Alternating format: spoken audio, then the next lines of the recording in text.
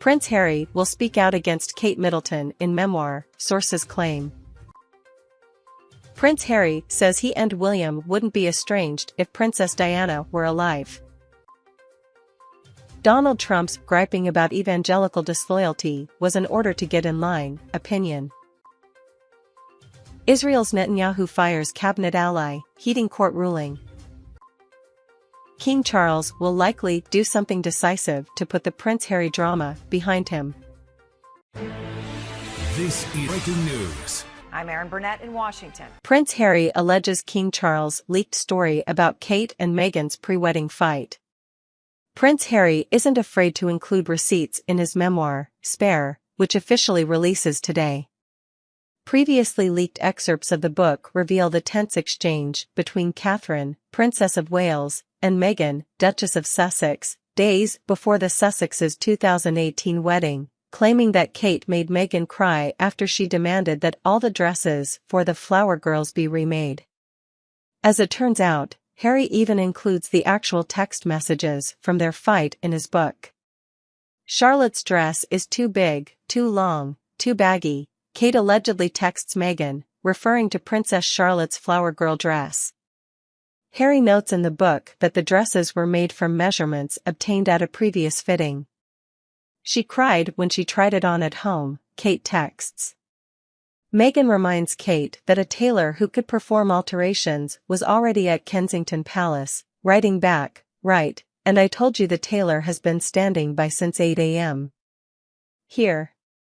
At KP. Can you take Charlotte to have it altered, as the other mums are doing? Shop now." Still, Kate demands that all the dresses be remade. She allegedly cites the advice of her own wedding dress designer, Alexander McQueen's Sarah Burton, who agrees with her. Meghan then asks Kate if she knows the stress she is under due to the drama surrounding her father. Meg asked if Kate was aware of what was going on right now with her father, Harry reportedly writes. Kate said she was well aware, but the dresses. And the wedding is in 4 days. Harry adds that Kate had problems with the way Meg was planning her wedding. Something about a party for the Page boys? It went back and forth. Meghan allegedly texts the Princess of Wales, "I'm not sure what else to say. If the dress doesn't fit, then please take Charlotte to see Ajay. He's been waiting all day." "Fine," Kate answers. Harry writes that, when he came home, he found his wife to be sobbing on the floor. When tabloids reported that Meghan had made Kate cry months later, the two couples had a secret meeting at Meghan and Harry's home at Nottingham Cottage on December 10, 2018. Together, the four found out that King Charles III may have been behind the leaked story. "We all gathered in our little front annex, and this time there was no small talk. Kate got things rolling straight away by acknowledging that the stories in the papers about Meg making her cry were totally false," Harry writes. He adds that Kate allegedly said, "I know, Meghan, that I was the one who made you cry." When it came to taking action about setting the record straight, Kate became flustered while William gave supportive-sounding evasions. When they realized that no action would be taken, the Sussexes decided to focus on who leaked the story to the tabloids. "We went around and around," Harry continues. "The list of suspects became vanishingly small. Finally, Willie leaned back and conceded that, while we'd been on tour in Australia, he and Kate had gone to dinner with Pa, King Charles III, and Camilla. And, alas, he said sheepishly he might have let it slip and that there's been strife between the two couples." The admission shocked Meghan and Harry. "I put my hand over my face." Meg froze. A heavy silence fell. "So now we knew," he writes. "I told Willie you of all people should have known." He nodded. He knew. More silence. It was time for them to go. Meghan talked about the incident during a 2021 interview with Oprah Winfrey, in which she refuted the tabloid story. "I don't think it's fair to her to get into the details of the fight because she apologized. And I've forgiven her. What was hard to get over was being blamed for something that not only I didn't do, but that happened to me, the Duchess said at the time. And the people who were part of our wedding going to our comms team and saying, I know this didn't happen.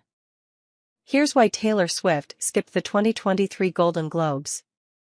Sue, if you were hoping Taylor Swift would show up at the 2023 Golden Globes, same, it looks like we're fresh out of luck.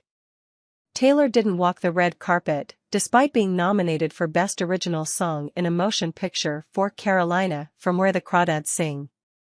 And naturally Twitter has very much been in its feelings. While it's possible Taylor could show up midway through the show, it seems unlikely, especially since we're well aware that she's busy rehearsing for her tour that no one could get tickets to. It's fine, I'm fine. Taylor actually confirmed that she's rehearsing for the Eras Tour on January 5, just 5 days before the Golden Globes on January 10. Either way, Taylor has been more than clear about her love for Carolina and Where the Crawdads Sing, so chances are she'll be supporting/watching the Globes from afar. Back in March, Tay wrote on Instagram, Where the Crawdads Sing is a book I got absolutely lost in when I read it years ago. As soon as I heard there was a film in the works starring the incredible Daisy Edgar-Jones and produced by the brilliant Reese Witherspoon, I knew I wanted to be a part of it from the musical side. I wrote the song, Carolina, alone and asked my friend Aaron Dessner to produce it. I wanted to create something haunting and ethereal to match this mesmerizing story.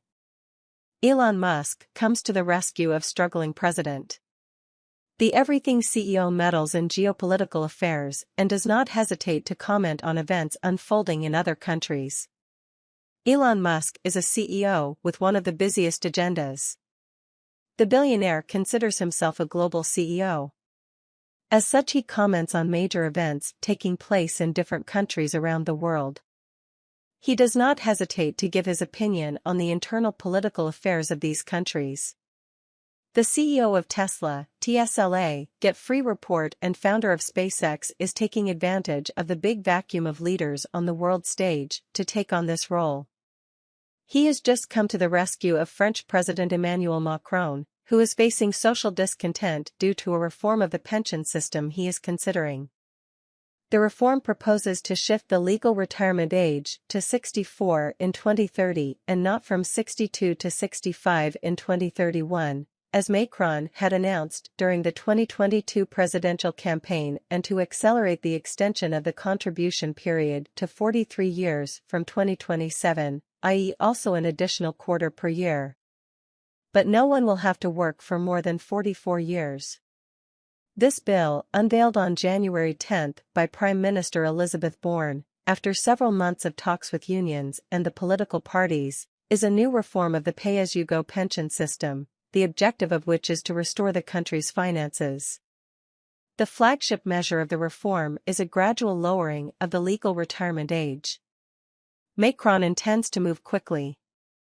The government, deprived of an absolute majority in the National Assembly, the French House of Representatives, wants to limit the debate.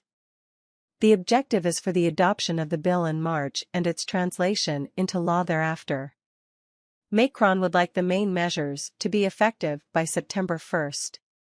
But this is too fast, denounce the unions, which for the first time in 12 years have decided to mobilize together. As soon as the project was unveiled, they called for a first day of strikes and demonstrations on January 19.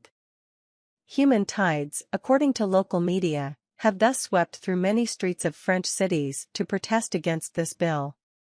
The reaction of the French, and their degree of mobilization against this reform, which is largely rejected according to opinion polls, remains the great unknown. For Musk, Macron is right to reform pensions, and he has just sent him a message to that effect. The billionaire indicates that lifespans have increased considerably and therefore social policies should be adjusted to this new reality.